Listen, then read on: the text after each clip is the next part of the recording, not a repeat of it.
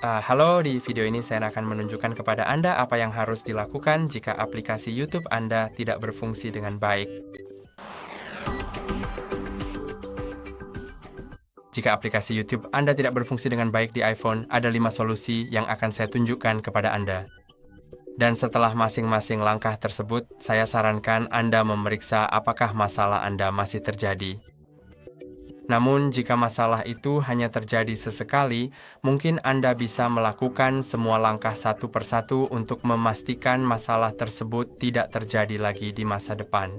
Itu semua tergantung pada masalah spesifik yang Anda alami. Dan jika Anda mengikuti langkah-langkahnya dengan tepat, kemungkinan besar salah satu dari langkah-langkah ini akan berhasil. Jadi yang pertama, hal terpenting adalah memperbarui aplikasi Anda.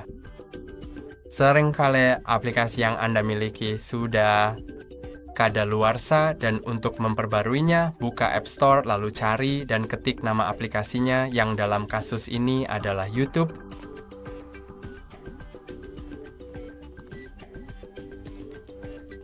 Setelah Anda menemukannya, mungkin akan tertulis buka di sini, tetapi jika Anda klik namanya, bisa saja muncul opsi perbarui di sini. Jika muncul opsi perbarui, klik dan tunggu hingga proses pembaruan selesai. Setelah selesai, periksa apakah masalah Anda masih muncul. Jika masih ada, mari kita masuk ke pengaturan. Di pengaturan, ada beberapa hal yang perlu kita periksa. Jadi, gulir ke bawah dan masuk ke aplikasi, lalu cari YouTube. Dan di sini akan ada beberapa izin yang perlu diperhatikan. Daftar ini mungkin sedikit berbeda tergantung pada izin apa saja yang pernah diminta oleh YouTube sebelumnya. Jika misalnya Anda pernah melakukan siaran langsung dari iPhone Anda, maka kemungkinan besar Anda akan memiliki seperti izin mikrofon, izin kamera, dan sebagainya. Jika Anda pernah mengunggah video dari galeri kamera, maka Anda juga akan memiliki izin galeri kamera. Itu semua tergantung pada hal tersebut. Juga ikut termasuk notifikasi dan hal-hal lainnya, dan pastikan setiap izin tersebut sudah diaktifkan. Dan jika ada yang tidak aktif, Anda hanya perlu tahu bahwa fitur tersebut tidak akan berfungsi. Jadi jika mikrofon dimatikan, maka mikrofon tidak akan berfungsi di YouTube. Pastikan saja seperti itu. Jika Anda tidak bisa mengunggah video, mungkin itu karena izin galeri Anda bermasalah.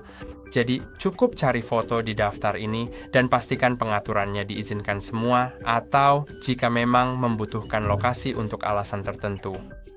Dan itu bisa membuat aplikasi Anda tidak berfungsi. Pastikan bahwa lokasi diatur ke izinkan saat menggunakan aplikasi. Dan seharusnya semuanya sudah benar. Jika Anda tidak menerima notifikasi, juga klik pada notifikasi di daftar ini jika Anda belum melakukannya. Dan pastikan bahwa notifikasi tersebut sudah diaktifkan. Sekarang, jika ini tidak membantu, Anda mungkin ingin merestart iPhone Anda, dan untuk melakukannya, tekan dan tahan tombol power serta salah satu tombol volume. Kemudian jika layar ini muncul, geser untuk mematikan daya, tunggu hingga layar benar-benar mati, dan tunggu tambahan 10 detik.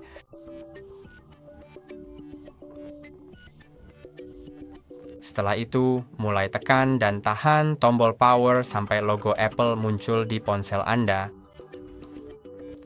Setelah logo muncul, lepaskan tombol power dan tunggu sebentar.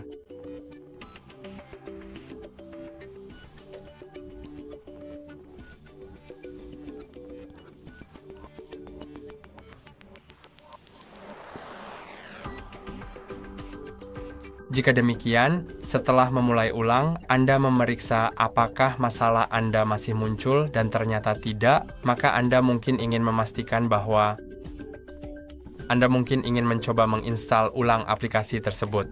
Jadi pergilah ke App Store. Namun sebelum Anda melakukannya, pastikan Anda memiliki akses ke akun Google yang digunakan untuk masuk ke YouTube. Sebab jika Anda lupa kata sandi, ada kemungkinan Anda tidak dapat masuk lagi. Jadi, jika Anda tidak tahu kata sandi Anda juga dapat memeriksa di aplikasi kata sandi yang terpasang secara default di ponsel Anda. Apakah kata sandi tersebut tersimpan di suatu tempat di sini? Jadi, saya akan masuk ke aplikasi kata sandi untuk menunjukkan tempat mencarinya. Begitu Anda menemukannya di sini, Anda tidak perlu menghafalnya karena akan tersimpan. Tapi mari kita periksa apakah saya mencari di Google. Ya, saya bisa melihat beberapa seperti kata sandi atau apapun. Jika Anda mengklik kata sandi, Anda bisa melihatnya, tapi Anda tidak perlu melakukannya karena kata sandi itu akan terisi otomatis saat Anda login. Begitu Anda mencoba login ke YouTube, jadi jangan khawatir tentang itu. Dan jika tidak, pastikan Anda bisa menemukannya di kata sandi. Atau jika Anda tidak memilikinya di kata sandi, Anda harus mengingatnya atau memulihkannya nanti. Tapi mungkin itu akan sedikit merepotkan. Jadi untuk menginstal ulang aplikasi, buka App Store. Pertama, di layar beranda Anda mentekan dan menahan aplikasi YouTube dan mengeklik hapus aplikasi, lalu klik hapus aplikasi dan klik hapus. Setelah terhapus, Anda dapat masuk ke App Store, cari YouTube, lalu klik ikon cloud dengan tanda panah bawah dan tunggu hingga unduhan selesai. Kemungkinan aplikasi itu akan muncul di tempat yang berbeda, tapi tentu saja Anda bisa memindahkannya dengan menekan dan menahan lalu menyeretnya.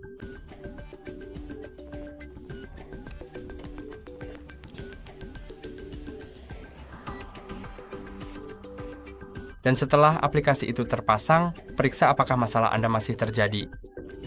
Jika masih, maka saya punya langkah terakhir, yaitu masuk ke pengaturan, lalu umum, pembaruan iPhone, maksudnya penyimpanan iPhone. Dan di sini Anda akan melihat berbagai aplikasi yang memakan sebagian ruang penyimpanan Anda. Dan Anda tahu, setiap aplikasi yang Anda miliki di ponsel Anda membutuhkan beberapa ruang penyimpanan untuk menyimpan file cache mereka sendiri, agar bisa disimpan di ponsel Anda. Jadi semuanya bisa berjalan dengan baik. Bahkan jika aplikasi itu, misalnya, katakanlah WeChat, memakan 700 MB dari penyimpanan saya, itu berarti aplikasi tersebut mungkin masih membutuhkan beberapa megabyte lagi, untuk menyimpannya. Seperti, Anda tahu, foto-foto yang telah dikirimkan, apapun itu, hal yang sama juga berlaku untuk YouTube. Begitu juga dengan YouTube. Jika di sini memakan 280 MB, itu bukan berarti itu seluruh ruang yang dibutuhkan, aplikasi itu akan membutuhkan sedikit lebih banyak. Jadi jika Anda kehabisan ruang penyimpanan, Anda bisa lihat bahwa saya masih punya cukup banyak gigabyte. Tapi jika Anda tidak punya, pastikan untuk menghapus aplikasi yang mungkin tidak Anda butuhkan. Atau jika Anda tidak ingin menghapusnya karena Anda tidak ingin kehilangan datanya, tapi kalau Anda emang sedang menggunakan aplikasi untuk waktu yang lama, Anda bisa klik pada aplikasi tersebut dan melakukan offload. Jika ukuran aplikasi akan dihapus, dikurangi menjadi 0 MB, tapi dokumen dan data tetap akan tersimpan. Jadi, jika aplikasi itu memiliki akun yang di-cache, foto, atau pesan, semuanya tidak akan terhapus, hanya ukuran aplikasinya saja yang akan dikurangi. Dan ketika Anda ingin membuka kembali aplikasi itu, setelah beberapa waktu, aplikasi tersebut akan diinstal ulang. Tapi akan lebih baik jika Anda menghapus hal-hal yang memang tidak Anda perlukan. Anda bisa lihat, saya punya beberapa aplikasi yang sudah lama tidak saya gunakan. Saya bisa langsung menghapusnya. Dan sekarang, jika Anda kini tidak punya aplikasi yang ingin dihapus, mungkin masalahnya ada pada foto. Foto memakan cukup banyak ruang penyimpanan, dan saya tahu foto itu penting bagi banyak orang. Tapi terkadang Anda hanya punya beberapa foto duplikat atau foto dan video yang sebenarnya tidak Anda butuhkan. Video memakan ruang paling banyak. Dan Anda bisa masuk ke aplikasi foto, lalu misalnya pergi ke bagian video, dan di sini Anda akan menemukan beberapa video. Dan tidak semuanya benar-benar penting. Di sini Anda punya sebuah video yang tidak terlalu penting. Jadi yang bisa saya lakukan adalah klik pilih di sini, lalu pilih video tersebut. Saya juga akan memilih yang itu dan yang itu juga. Lalu klik ikon tempat sampah dan saya akan klik hapus video yang dipilih. Sebelum saya lakukan itu, Anda juga bisa melihat bahwa video tersebut akan berada di folder baru dihapus selama 30 hari. Jadi video tersebut belum akan dihapus secara permanen, yang artinya ini sangat bagus. Karena Anda punya waktu 30 hari untuk berubah pikiran, tetapi ini tidak akan membebaskan ruang penyimpanan Anda. Jadi mari kita hapus videonya, lalu pastikan Anda benar-benar ingin menghapusnya, dan setelah yakin, pergi ke folder baru dihapus yang tidak akan saya tunjukkan sekarang. Namun di dalam folder baru dihapus itu, Anda akan melihat item-item yang baru saja Anda hapus, dan Anda bisa memilihnya seperti saya memilih video tadi, lalu menghapusnya secara permanen. Jadi mereka benar-benar akan membebaskan ruang penyimpanan Anda sekarang. Setelah selesai, buka pengaturan di bagian penyimpanan iPhone.